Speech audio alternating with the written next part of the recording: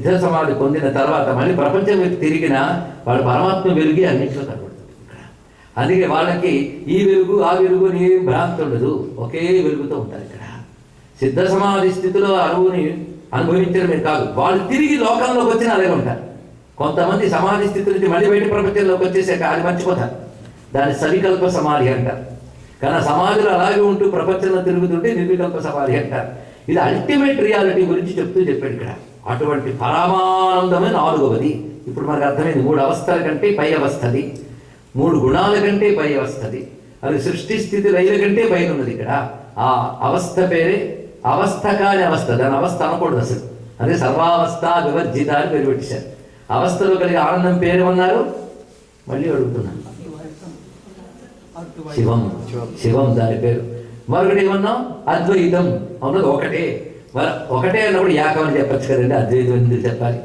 మన వాళ్ళు ఆ పేర్లు పెట్టడంలో గొప్పతనం చూస్తూనే నమస్కరించుకోవాలండి. ఇక్కడ మళ్ళీ చెప్తున్నాను, ఇక్కడ అద్వైతం ఎందుకు అన్నారు, ఏకం అనొచ్చు కదా. అద్వైతం అంటే అర్థం ఏంటి, 2 కాదు. అప్పుడు ఏకం దొరుకుతుంది కదా, డొంక తిరుగుడు ఎందుకండి, ఏకంగా ఏకం అనొచ్చుగా. అంటే అద్వైతం ఎందుకన్నానంటే నాన్న, అది నువ్వు పొందనంత వరకు అది వేరు ఇది వేరుగా కనబడుతోంది కనుక నీకు 2 అలవాటైపోయింది కనుక 2 కాదు అని చెప్పాల్సి వచ్చింది అని చెప్పారు ఇక్కడ. అందుకు అద్వైతం అన్నారు ఇక్కడ. అది స్థితి. ప్రపంచంలో తిరుగుతున్నంతసేపు అది వేరు ఇది వేరు, పరమాత్మతో తాదాత్మ్యం చెప్తే ఒక్కటే.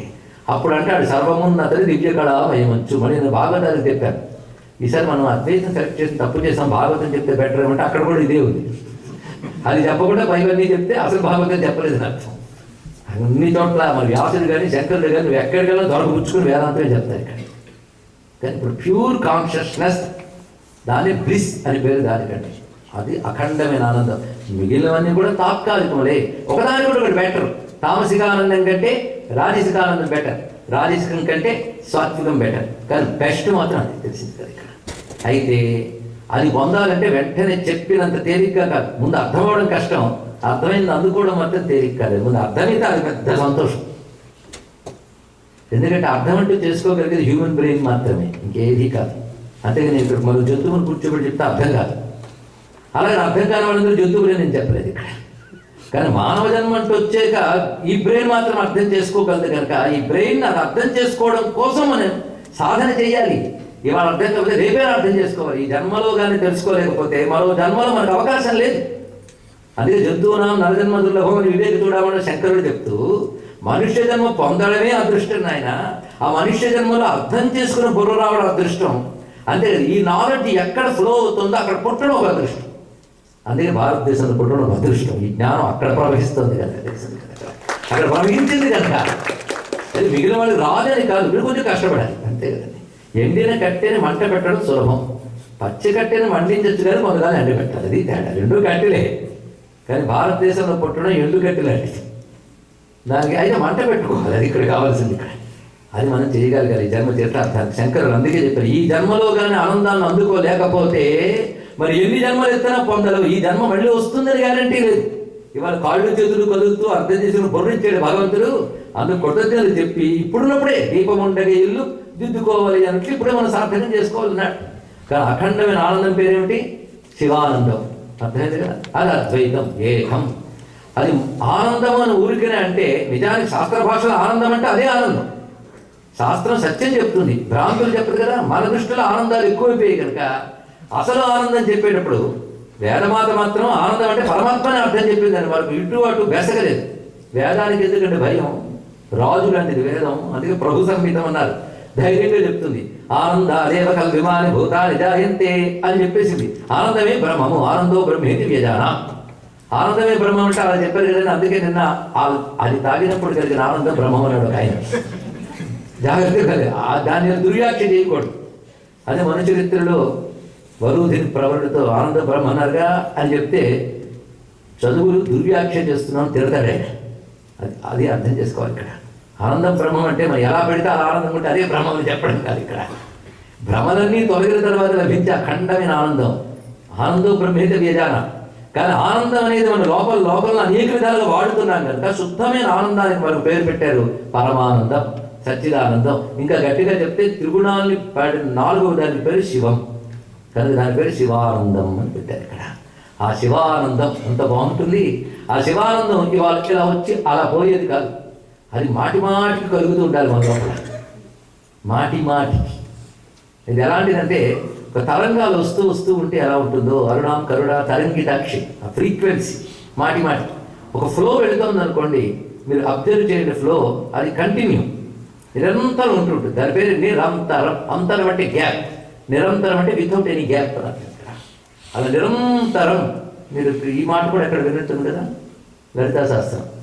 నిరంతరా అక్కడ వస్తుంది, నిర్లేపా నిర్మలా నిత్య. ఆ దొంతులో నిరంతరా అని మాట వస్తుంది. చదువుతాం, కుంకుమ వేస్తాం, ఆలోచిస్తాం ఏంటంటే మనం అక్కడ ఉన్నదే ఇక్కడ ఉన్నదని చెప్పడం మీకు చాలా దగ్గర సబ్జెక్టే నేను చెప్తున్నది. నిరంతర, అంతరము లేకుండా వస్తుంది. అంతరము లేకుండా రావడం ఏంటంటే ఫ్రీక్వెన్సీ, మాటి మాటికి అలా వచ్చి అలా వెళ్ళిపోకుండా తరంగాల అలా అలా అలా ఫ్లో అవుతూ ఉంటుంది ఆనందం.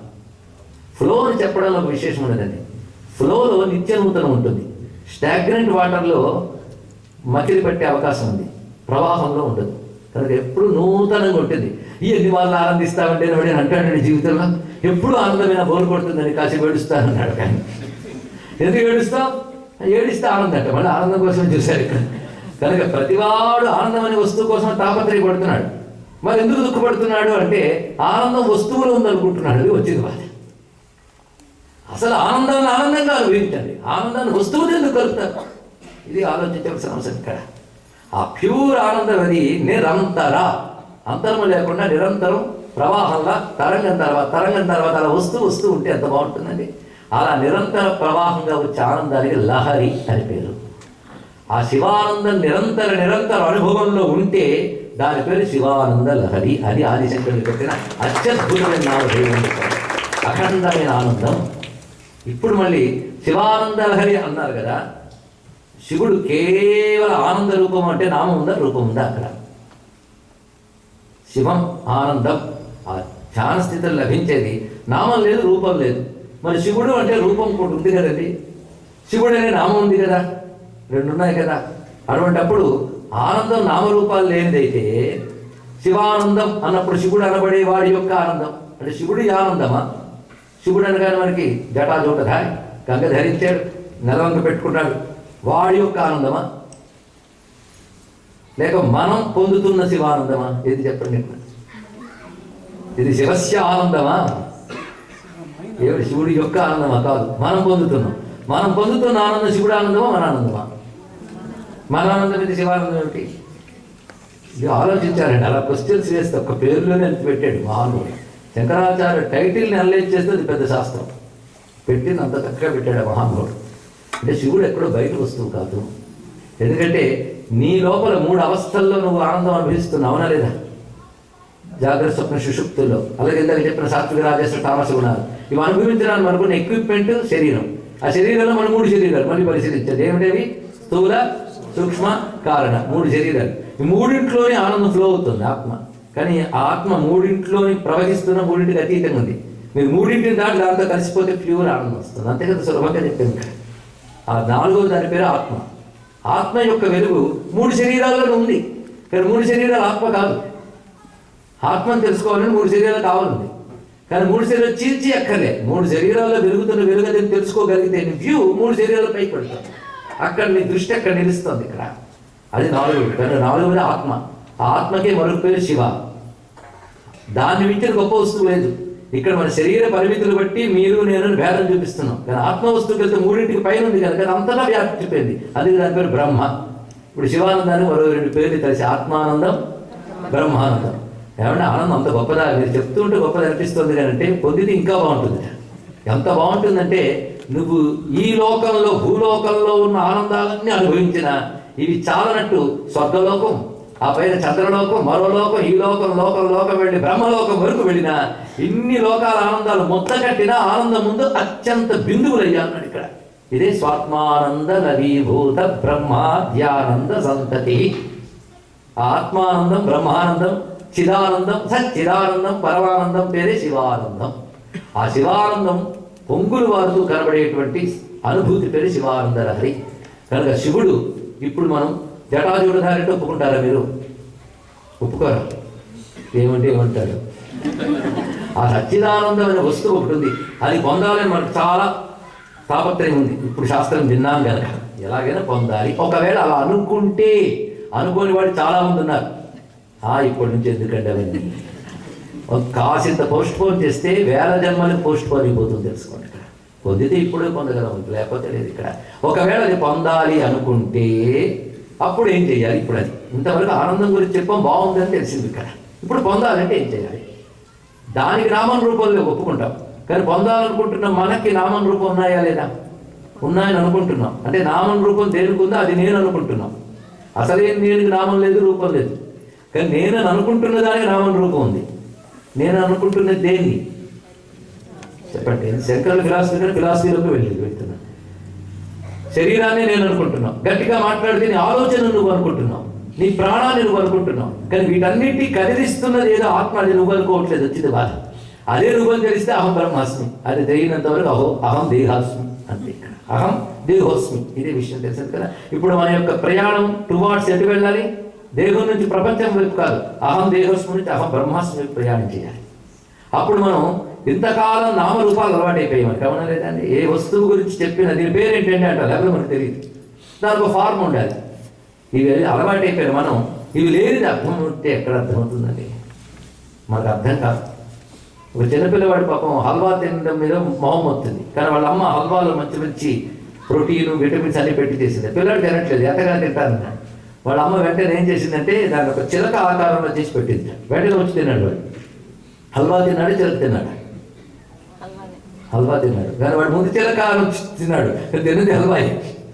అలాగే నామం రూపంలో నేను బ్రహ్మను మనం పొందడం కోసం ప్రయత్నిస్తూ ఉంటే ఆ బ్రహ్మముని దయ కలిగి ఏం చేశాడంటే మనకు అందడం కోసం ఒక నామం రూపం స్వీకరించాడు కదా.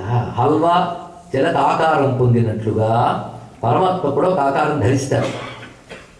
మొదటి స్థితి నిర్గుణం అంటారు. ఇప్పుడు మన కోసం ఆయన స్వీకరించిన స్థితిని సద్గుణం అంటారు. ఇక్కడ గుణాల్లో ఉన్న మనం వెళ్ళడం కోసం నిర్గుణుడు గుణాల్లోకి వచ్చాడు. కానీ గుణం మనల్ని బంధిస్తుంది, ఆయన బంధించదు. ఇది తెలుసుకోండి. దీనికి మనం ఉదాహరణ చెప్పుకోవాలంటే, మనం నదిలో కొట్టుకుపోతున్నాం, రక్షించండి రక్షించండి అని అరిచారు. మీరు అరిస్తే ఒక గది ఈతగాడు ఒడ్డునున్నాడు, వాడు టపిమని దిగాడు దేంట్లోకి? నదిలోకి. అప్పుడు మీరు ఆయన ఒకే చోటు ఉన్నారు కదా అని అంటారండి ఎవడైనా? మళ్ళా ఆయన లేడు, అర్థమైంది కదా. కానీ ఆయన ఇంట్లో ఉన్నాడు, నేనే ఇంట్లో ఉన్నా, పదని కొట్టుకుపోదాం అంటే నీలో కొట్టుకుపోవడానికి ఆయన దిగలేదు, నేను ఒడ్డుని పెట్టడానికి ఆయన దిగాడు.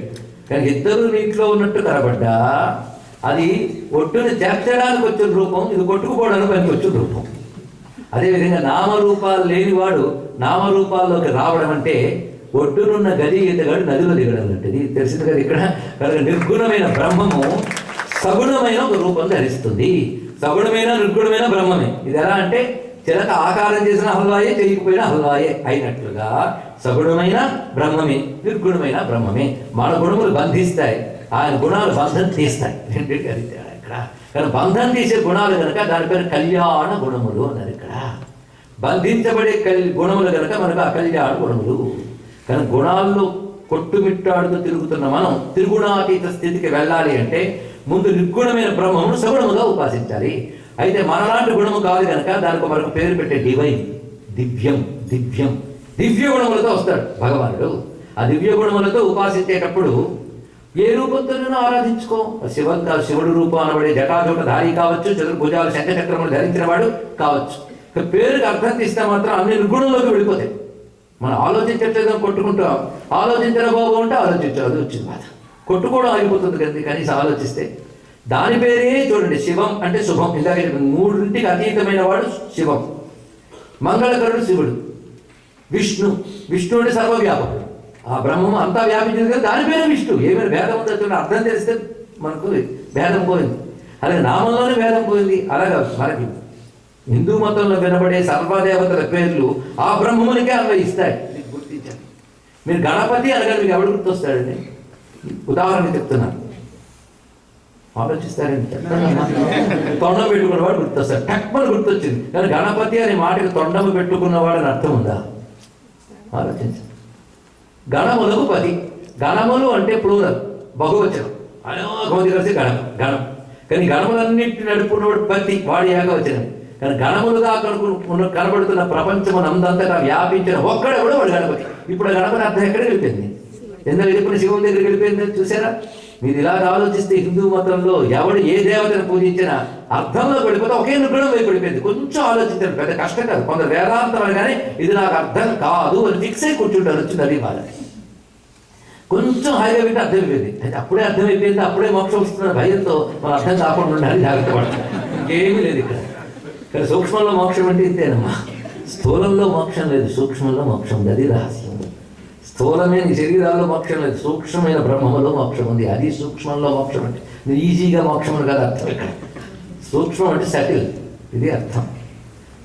స్థూలం అంటే గ్రాస్.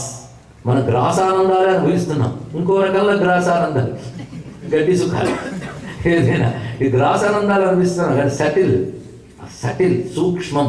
ఆ సూక్ష్మమైన దానికి గణపతి, దాని పేరే లలిత, దాని పేరు విష్ణు, దాని పేరు నారాయణ, దాని పేరు కృష్ణ, దాని పేరు రామ, దాని పేరు శివ. ఒక్కదాని పేరు ఇవన్నీ కూడా. అది మనకి తెలుసుకుంటే ఈ పేర్లన్నీ దానివే అయినట్టు, అది ధరించిన రూపాలన్నీ దానివే. ఇప్పుడు అదే అర్థమైపోయింది. అదే విష్ణునామం శివనామం ఒకే అర్థం చెప్తే విష్ణు రూపం శివరూపం ఒకే అర్థం చెప్పవా? ఈ మాట తెలుసుకుంటే చాలు. ఇక్కడ ఈ సూత్రం పట్టుకోగలిగితే హిందూ మతంలో శాఖలే కాదు, ప్రపంచంలో అన్ని శాఖల్ని సమన్వయించవచ్చు. అలా సమన్వయించే శక్తి ఈ జ్ఞానంలో ఉంది. ఈ జ్ఞానం పేరు అద్వైతం. కనుక అద్వైత జ్ఞానమే ప్రపంచంలో ఉన్నటువంటి వైషమ్యాలు, పరస్పర తగాదాలు తొలగించగలదు అని తెలుసుకుని ఆనాడు ఆదిశంకరుడు దాన్ని ప్రతిపాదించారు. అది పట్టుకునే 1893లో షికాగోలో గొంతు విప్పి ఇది భారతీయం యొక్క సారాంశం అని చెప్పగానే ప్రపంచ దేశాలు జేజేలు పలికై శంకరాద్వైతం వివేకానంద నోట పలికినప్పుడే తెలుసుకుంటారు. ఇప్పటికీ ప్రపంచంలో అందరినీ కలుపుకునే శక్తి తీసుకున్నది. నేను చాలా కాలం క్రితం చిన్న అనుభవం చెప్తాను. ఇంగ్లాండ్కి ప్రవచనానికి వెళ్ళినప్పుడు అక్కడ ఒక ప్రభావం చేత మామూలు స్మార్తులు కూడా శివద్వేషులుగా మారిపోయారు. విష్ణు భక్తులు అనుకునే భ్రాంతితో వాళ్ళెవరు పరిచయం చేస్తే శివుడి గురించి కూడా చెప్తారంటే శివుడు అది షేర్గా అంటారండి అని ఆవిడ. అంటే వాళ్ళకి ఏమీ తెలియదే అని చాలా బాధ కలిగిందండి. షాడ్ అంటే శివుడు ఎప్పుడు షాడ్ అంటే ఆయన శివుడికి చూస్తే ఏడుపొచ్చిందేమో కానీ ఆయన ఏడుపాది. ఎంత అజ్ఞానంతో ఉన్నారు అనిపించింది. ఇలాంటి వైషమ్యం పోవాలని మామూలుగా మాట్లాడుతూ చిన్న బోధ చేశాం. ఉన్నది ఒకటే తత్వం, దాని బహురూపాలకు ఆరాధిస్తారు. అలాగైతే ఏ మతమైనా గొప్పదే అవుతుంది కదా అని చూసారా? అద్వైతం చెప్పగానే అన్ని గొప్పది అనిపించింది కదా, అదే మా శంకరాద్వైతం గొప్పతనం అని చెప్పాను కదా. ఇది గ్రహించదు. అంటే ప్రతి దాంట్లో సత్యం ఉన్న మేరకు గ్రహించవచ్చు. అలాగే నీకు చెప్పాను కదా అన్ని మతాలు ఒకటే కనుక ఈ మతం నుంచి ఆ మతంలో పారిపోదామని అక్కర్లేదు. ఎందుకంటే వాటి లోపాలు వాళ్ళకున్నాయి. ఈ పరిపూర్ణత చెప్పిన చోట ఉన్న సుఖం, ఈ పరిపూర్ణత లేక అపరిపూర్ణత ఎక్కడ ఉంటుందో వాడు ఒక మాట అంటాడు, ఎప్పుడైనా గుర్తుపెట్టుకోండి. ఇక్కడికి చేరితేనే నువ్వు ముక్తి పొందేదువు, లేకపోతే నాశము చెందేదువు. అవునా లేదా? ఇలా మాట్లాడే వాళ్ళు ఎవరైనా అజ్ఞానులే. అందుకే ప్రపంచం మొత్తం మీద ఇతర మతాలను గౌరవిస్తూ తన మతాన్ని పాటించగలిగిన సంస్కారం ఒక్క హిందువుకే ఎందుకుందంటే అద్వైతం వాళ్ళు తెలుసుకుంటారు. ఇతరులు ఎవరి మాటలు లేదు. అన్ని మతాలు గొప్పవని మీరు ఇంకో మతం వాడు అనగా విన్నారా ఎప్పుడైనా చెప్పండి. ఇక్కడ ఒకవేళ అదే ఉంటే వాడు కన్వర్షన్స్ అనే పాలసీ వాడు కూడా. మనకెందుకు కన్వర్షన్ అనే పాలసీ లేదు? ఈ పరమసత్యాన్ని నమ్మాం కనుక. మన పరమసత్యాన్ని నమ్మిన ఈ ధర్మంలో పుట్టిన వాళ్ళం మళ్ళీ అరకొర వైపు వెళ్ళనక్కర్లేదు. ఇది గ్రహించవలసినటువంటి ప్రధానత. ఎందుకంటే ఏ చిన్న మాట అన్నా దాన్ని అందిపుచ్చుకుని పాడు చేయడానికి సిద్ధంగా ఉన్నారు చాలామంది. మీరే చెప్పారు కదా అన్నీ ఒకటే అని. అందుకే ఏ మతం అయితే ఏముంది, అదే మా అమ్మాయిని మరో మతం వాళ్ళకి కూడా ఇచ్చేస్తాం పర్వాలేదు అంటారు. ఇవన్నీ ప్రమాదకరులు, ముందు తెలుసుకోండి ఇక్కడ. కనుక ఇప్పుడు అద్వైతం అనే మాట ప్రపంచంలో ఎవరి ధర్మం వారు పాటిస్తూ ఇతర ధర్మాలని గౌరవించడానికి మాత్రమే పనికొచ్చేట్టుగా చేస్తూ పరమసత్యం దగ్గరికి వచ్చినప్పటికీ అన్నీ రాలిపోతున్నాయి. ఇలా చెప్పాడు. కనుక ఆ శివుని రూపాన్ని తలుచుకున్న విష్ణు రూపాన్ని తలుచుకున్న కలిగే ఆనందం మాత్రం శివమే. అందుకే విష్ణు సహస్రనామాల్లో శివనామాలు ఉండడానికి కారణం అది, శివసహస్రనామాల్లో విష్ణునామాలు ఉండడానికి కారణం అది. మీరు ఎప్పుడైనా ఆలోచించారా? మరి విష్ణు సహస్రం అందరికీ నోటుకు వచ్చేది కదండి. ఒక సభలో జరిగిన అంశం ఏంటంటే చెట్టు జరిగిన పార్వతీపతి హర మహాదేవ్ అంటే ఏం అనలేదు ఒక ఆయన. కానీ శ్రీమద్ రమారమణ గోవింద అది గోవింద అంటే అన్నాడు ఆయన. ఎందుకంటే శివనామం అన్నట్ట వాళ్ళ గురుగారు చెప్పాట. అరే అప్పుడు కాబట్టి మీ విష్ణు సహస్రం వచ్చారని అడిగాం. వచ్చాడు నేను. మరి అక్కడ క్షేమకృత్ శివ సర్వశర్వ శివో స్థాను ఆదిదేవో మహాదేవ రుద్రో బహుశిరో భృహు. మరి అక్కడ మహాదేవ శివ శబ్దం ఏం చేస్తున్నారని అటకెక్కిస్తున్నారు అని అడిగాను. అడిగినందుకు కోపం వచ్చింది, అది వేరే విషయం. ఇక్కడ మనవరికి భ్రాంతులు రాకుండా ఉండడం కోసం ముదిరిపోయిన వాడు ఎవడు బాగు చేయలేడు, ఇంకా అక్కడికి వెళ్ళకుండా బాగుపడతాం. కనుక ఒక అభేద భావన ఇప్పుడు మీరు చెప్తాం. శంకరుడు చూపించిన అద్వైతం ఇప్పుడు అర్థమైపోయింది కదా. సిద్ధ దశలో అద్వైతమే, కానీ అది పొందే వరకు ప్రపంచం ద్వైతమే. కనుక అది పొందే వరకు ద్వైత ప్రపంచంలో ఉన్నావు కనుక ఆ పొందే వరకు భగవంతుని ఒక నామంతో రూపంతో ఆరాధన చేస్తూ మంచి చెడు తెలుసుకుని మంచిని పాటిస్తూ అలా వెళుతూ ఉంటే క్రమంగా అది పొందగలదయ్యా అన్నాడు కదా. పొందే వరకు మాత్రం కనిపించేదే సత్యం, రెండు కనబడుతుంది. కనబడుతున్నప్పుడే జాగ్రత్తగా ఉంటూ ఒకటే సత్యం అని తెలుసుకుంటూ వెళ్ళే ప్రయత్నం చేయాలి. ఆ ప్రయత్నంలో మనకు భగవంతుడు నామం రూపం రెండు అవసరమే. అయితే రూపం తెలిసి రూపం లేని తత్వానికి కానీ మనం వెళ్ళామనుకోండి, అప్పుడు రూపం విడిచిపెడతామా? ఇది ప్రశ్న. చెప్పండి. భగవంతుడి విగ్రహాలు లేవు, భగవంతుడి నామరూపాల్లో ఈ తత్వం తెలిసిన తర్వాత విగ్రహాలు నామరూపాలు విడిచిపెడతారా? ఒకవేళ విడిచిపెట్టేంటే వాడికి అది రాలేదని అర్థం. వాడు విడిచిపెట్టాడు. వాడు అంతలా భగవంతుని చూడటం తెలిసిన తర్వాత ఇది వరకు తాను విగ్రహంలో భగవంతుని చూసింది తప్పని కూడా అక్కడ కూడా చూస్తాడు, తప్పేం లేదు. అందుకే అద్వైత ప్రతిష్టాపన చేసిన శంకర భగవత్పాదులు వారు భారతదేశం అంతా పర్యటించి అనేక మందిరాల్లో శ్రీచక్ర ప్రతిష్ఠ చేసి శివలింగ ఆరాధన పెట్టి విష్ణు ఆరాధన పెట్టి పంచాయత తత్వం ఎందుకు వ్యాప్తి చేసేది తెలుసుకోండి. అద్వైత సిద్ధి పొందిన వాడికి ఏమి ఉండకపోవచ్చు, కానీ అది పొందడానికి ఇవన్నీ అవసరమే. అదేవిధంగా అది పొందిన వాడు కూడా వీటిని విడిచిపెట్టక్కర్లేదు. అంటే సామాన్యుడు చేసిన విగ్రహ పూజకి జ్ఞాని చేసిన విగ్రహ పూజకి తేడా ఉంటుంది. పూజించే విధానంలో మార్పు వస్తుంది తప్ప పూజ మారదు. ఇది తెలుసుకోవాలండి. ఇక్కడ కొందరు అనుకుంటుంటారు విగ్రహాలు చాలా చిన్న స్థితి అండి, జ్ఞానమే చాలా పెద్ద స్థితి అండి. ఇది మళ్ళీ పొరపాటు అండి. ఇలాంటి వాళ్ళ వల్ల అద్వైతానికి మచ్చ ఏర్పడింది. ఇది మళ్ళీ పొరపాటు. సామాన్యుడు విగ్రహమే శివుడు అనుకుంటాడు, జ్ఞాని విగ్రహంలో శివుడిని చూస్తాడు. ఇంటికి తేడా అండి అన్నాడు ఇక్కడ. కానీ ఆ విగ్రహంలో కూడా శివుడిని భావిస్తారు. మీరు మంత్రం చేత యంత్రం చేత ఆరాధిస్తారు. లేకపోతే ఇప్పటికీ గొప్ప జ్ఞాని అయినటువంటి భారతీయ మహాస్వామి వారు చంద్రమౌళీశ్వరుడికి అర్చనకు చేస్తున్నారు, శ్రీచక్రార్చనకు చేస్తున్నారు. జీవన్ముక్తులైన పరమాచార్యుల వారు వేళ తప్పకుండా సకాలంలో శారదా చంద్రమౌళీశ్వరు, త్రిపుర సుందరి చంద్రమౌళీశ్వర ఆరాధన చేశారు. కామాక్షిదేవి స్తుతించారు. ఎందువల్ల అంటే తాము అనుభవిస్తున్న బ్రహ్మానందమే ఈ రూపం ధరించి అనుగ్రహించింది కనుక వాళ్ళు రూపం లేని బ్రహ్మను అనుభవాన్ని తెచ్చుకున్న రూపం కలిగిన బ్రహ్మను కూడా ఆరాధన చేస్తూ ఉంటారు. ఇది తెలుసుకోండి ఇక్కడ. అందుకే ఉపనిషత్తు చెప్తోంది దే బ్రహ్మణి వేద దవ్యే మూర్తంచ అమూర్తంచ. బ్రహ్మమును రెండు విధములుగా తెలుసుకో, మూర్తము అమూర్తము. మూర్తం అంటే మేనిఫెస్టెడ్ ఫార్మ్, అమూర్తం అంటే అన్మానిఫెస్టెడ్ ఫార్మ్. ఒక నామరూపాలతో కనబడని బ్రహ్మం అమూర్తం, నామరూపాలతో కనబడే బ్రహ్మం అమూర్తం. ఈ రెండింటిలో ఏది గొప్పది? రెండు బ్రహ్మమును తెలుసుకో గొప్పది. ఎలా బాగా. అందుకు పరమేశ్వరుడు యొక్క దివ్యమంగళ విగ్రహ ధ్యానం కూడా చాలా విశేషమే. ఈ సగుణం నిర్గుణంలోకి తీసుకెళ్తుంది. ఇలాంటి ఆలోచన అక్కలే. సగుణమే బ్రహ్మను ఆరాధన చేస్తే అది అనుభూతిలోకి వచ్చినప్పుడు నిర్గుణంగా నీకు వస్తుంది. అయితే సగుణ బ్రహ్మారాధన చేసేటప్పుడు గుర్తుపెట్టుకోవాల్సిన ఒక అంశం ఏమిటంటే అదే మరొక రూపంతో ఉన్నప్పుడు ద్వేషించకూడదు. అది మాత్రం చాలా ప్రధానమైన అంశం. ఈ సంస్కారం శంకరులు ఇచ్చారు అలాంటి జాతికి. అది తెలుసుకోండి. శివభక్తులు అయితే విష్ణువుని ద్వేషించు, విష్ణు భక్తులు అయితే శివుని ద్వేషించు. అని శంకరులు రచించిన వైష్ణవ స్తోత్రాలు చదివితే ఆయన మించిన వైష్ణవుడు లేడు అనిపిస్తాడు. అవునా? లక్ష్మీ నృసింహ మమదేహి కళావలంబం అన్నాడు ఆయన. భరి గోవిందం ఒకటేమిటి ఎన్నో మీరు తీయగలరు బయటికి. హరిమీడే అని స్తుతి రచించారు, విష్ణు భుజంగ ప్రయాగం రచించారు, రామ భుజంగం రచించారు, కృష్ణుడిపై బోళ్ళు స్తోత్రాలు రచించారు. ఒక చోట అంటాడు అస్మాకం కులదైవతం యుధుమణి, మా కులదైవం శ్రీకృష్ణుడు అన్నాడు. దీన్ని బట్టి కొంతమంది అంటారు శంకరుడు పూర్తిగా వైష్ణవుడేనండి. చాలా సంతోషం. శివ సభాన్మయానికి వస్తే శివానంద చేతితో పట్టుకున్నాం. ఇంకా ఎన్ని రచించారండి? శివ భుజంగ ప్రయాతం, శివ పరికర పాదాది కేశాంత స్థుతి, కేశాది పాదాంత స్థుతి, ఎన్ని రచించాడైనా. ఇక అమ్మవారిపై చెప్పనక్కర్లేదు కదండి. ఒక సౌందర్యలహరి మొదలు పెడితే ఎక్కడికెక్కడికో ఎన్నున్నాయో. గౌరీ భుజంగం, కనకధారా స్తోత్రం, భవానీ భుజంగం, ఒకటే శారద. అమ్మవారిని ప్రతిష్ఠ చేశాడు మహానుభావుడు. కనుక అమ్మవారి యొక్క స్థుతులు. ఇక గణపతి ఎన్ని రచించాడు? గణపతి స్వామివారు ఆయన రచించిన గణపతి కృతులన్నీ ఒక రచన. ప్రసిద్ధిగా మనకు తెలుసు ముదాకరాత్మోదకం సదా విముక్తి సాధకం. ఆ పంచరత్నములే కాదు, గణేశ భుజంగా రచించాడు. ఏకదంత కరావలంబ స్తుతి ఎన్ని రచించాడు మహానుభావుడు. చాలా అత్యద్భుతమైన గణపతి స్థుతులు రచించాడు. సుబ్రహ్మణ్యుడిపై భుజంగ ప్రయాతాలు ఆయన రచించిన నేటికి పారాయణ యోగ్యాలు మనందరికీ తెలుసు. సూర్య భగవానుడికి పాఠర్నమామి సవితు అంటూ మొదలుపెట్టి సవితు మండల మధ్యవర్తి అయినటువంటి ఆదిత్య మండలంపై రచనలు చేశారు. ఏది చూస్తే అది ఆయన అనిపిస్తాడు. కానీ శంకరుడు శైవుడు కాదు, వైష్ణవుడు కాదు. ఆయన మించిన శైవులు లేరు, వైష్ణవులు లేరు. అంటే వైష్ణవం మైనస్ శివద్వేషం, శైవం మైనస్ విష్ణుద్వేషం. అదే శంకర భగవత్పాల్ వారు వేదము చెప్పిన 6 మతాలు గొప్పవేనయ్యా, నువ్వు ఏది ఇష్టమో దాన్ని కొలుచుకో, ఇతరములు అదే మరొక రూపంతో ఉందని గౌరవించు. ఇది చెప్పారు శంకర భగవత్పాల్. ఇప్పుడు వినండి, ఇది మన లాజికల్ టెంపర్మెంట్కి కూడా ఎంత తృప్తిగా ఉన్నది. ఇక్కడ ఇంతవరకు ఆలోచిస్తుంది. ఇక్కడ భగవంతుడికి ఆకారం లేదు, ఆకారం ఉంది. భగవంతుడికి రూపాలు ఉన్నాయి. భగవంతుడు ఒక్కడే అనేకం. ఈ 2 రకాలని సమన్వయించడం అనేది వేద ధర్మంలో కనబడే గొప్పతనం. దాన్ని యథాతథంగా తీసుకువచ్చి అది ఎక్కడో లేదు, నీలోనే ఉంది.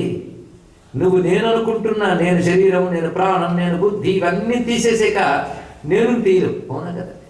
నా చొక్కా, నా ప్యాంటు, నా తలకాయ, ఇలాగ ఒక్కొక్కటి తీసి నేను తీరు. ఆ తీయలేని నేనే బ్రహ్మము తెలుసుకో. ఇంత సులభం.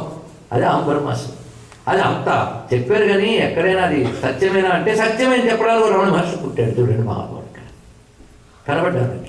అది శంకరుడు ఆ జ్ఞానం రాని దశలో ఉపాసన మార్గంలో హాయిగా ఉండి ఆ భగవంతుని పూజించుకోండి, నామరూపాలను ఆరాధన చేసుకోండి, పద్ధతిగా ఉండండి, వేదం ఏం చెప్పిందో చేయండి అని అన్ని రకాల వారికి పలుకుతేలా చెప్పాడు. అది ఇక్కడ నువ్వు ఏ లెవెల్లో ఉన్నావో ఆ లెవెల్కి తగ్గ అందించాడు. ఇక్కడ పూజ చేసుకో, జపం చేసుకో, కీర్తన చేసుకో, అలా చేసుకుని అలా అలా అలా ఎక్కడికి తీసుకువెళ్ళాడు. కనుక వేదం చెప్పిన అన్ని శాఖలను తిరిగి సమన్వయించాడు. వాడు యోగ శాస్త్రాలు రచించాడు. యోగ తాళావళి అనే గ్రంథం మహానుభావుడు. యోగం ఎలా చేయాలి, యమనియమాలు అంటే ఏమిటి అంటే మోక్షానికి పనికొచ్చే యోగం, మోక్షానికి పనికిరాని యోగాలు చాలా ఉన్నాయి. యోగాలు కొన్ని చేసి కొన్ని మహిమలు సంపాదించి దుకాణాలు ఓపెన్ చేసి దాంతో భక్తులు అలా అని బృందాలు తయారు చేసుకున్నటువంటి యోగ భ్రష్టులు వాళ్ళ యోగ మార్గం ఎట్లా, కానీ అది కూడదని చెప్పాడు ఆయన. మోక్షానికి పనికొచ్చే యోగ మార్గం ఇది. ఈ శంకరుడు చేసిన కంట్రిబ్యూషన్ మనం తెలుసుకొని ఏ పరమాత్మ ఆనందం ఉన్నదో మన భగవద్ అనుభవం, ఇప్పుడు అది ఆనందాన్ని అనుభవానికి తెచ్చుకునే స్థితి పేరు శివానంద లహరి అని మొదలుపెట్టి ఈ గ్రంథం కానీ చదివితే ఆ శివుడి యొక్క సగుణమైన మూర్తి, నిర్గుణమైన తత్వము, అలాగే సగుణమూర్తిగా ఆయన చేసిన లీలలు, ఆ లీలలు తలంచుకుంటూ ఆ పేరు అనుకుంటూ పొందే ఆనందం హృదయంలోనే కదా. ఎందుకంటే అలా బయట ఉన్నదా కాదు, నువ్వు భావించుతూ తెచ్చుకుంటున్నావు. ఏదో లోకంలో ఎన్నైనా భావించి తెచ్చుకోవచ్చు, దాంట్లో ఏముందండి. నేను ఇలాగే మీరు కంటిన్యూగా ఉండండి, నేను 10 వరకు చెప్తాను అంటే వాడు 9 తర్వాత ఆకలిస్తుందంటే టిఫిన్ ఎలా ఉంటుందో భావించండి అని అనుకోండి, మీరు ఒప్పుకుంటారా? అయితే ఒకడెవడో గట్టిగా భావించి టిఫిన్ తిన్నట్టు భావించి త్రాన్స్ వచ్చుకోవడానికి అది వాడు భావనా బలానికి నమస్కారం చేసుకున్నాం. కానీ భావిస్తే మీరు టిఫిన్ దొరకట్లేదు, కానీ శివుడిని మాత్రం భావిస్తే దొరుకుతాడని చెప్తున్నాడు. చూసారా, నీ వంటింట్లోని టిఫినే భావిస్తే దొరకట్లేదు, ఎక్కడ కనబడే శివుడు భావిస్తే దొరుకుతున్నాడు. ఎందువల్ల చెప్పండి? వాడు ఉన్న వస్తువు కనుక, ఒకటే వాడు ఉన్న వస్తువు కనుక, నీ లోపల ఉన్నాడు కనుక భావిస్తే దొరుకుతున్నాడు. ఇక్కడ అదే భావిస్తే దొరికేవాడు భగవంతుడు ఒక్కడే. ఈ స్లోగన్ అలాగే గుర్తుంచుకోండి. ఇక్కడ ఇదే మీకు ఇంకోలా అర్థం చేశారో చెప్పాలంటే భవాని భావన. కానీ భగవంతుడు మనకు గొప్ప వస్తువు ఇచ్చాడు, భావన. అది కూడా చేయలేకపోతే భావదారిద్ర్యం అంటారు కదా. కానీ ఇప్పుడు భావించుకుందాం. ఎవరిని భావిస్తాం?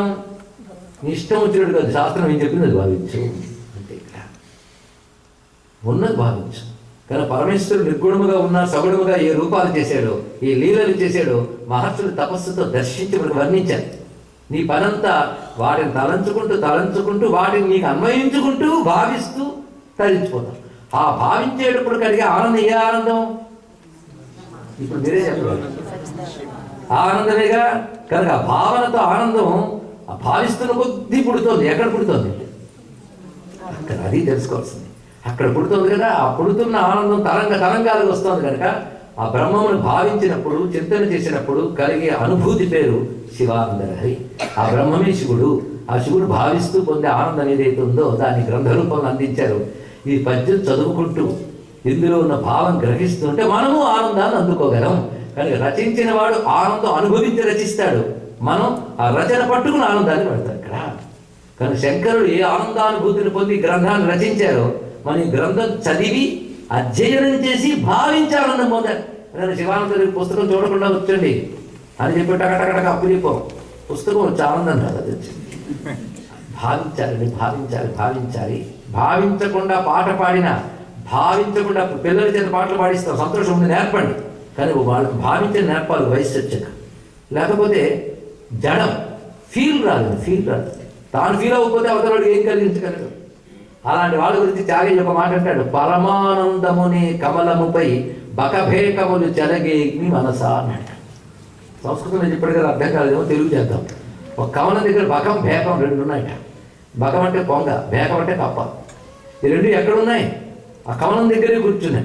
డిస్టెన్స్ లేదు, పక్కనే. అవి నీటిలో పుట్టి, ఇది నీటిలో పుట్టి.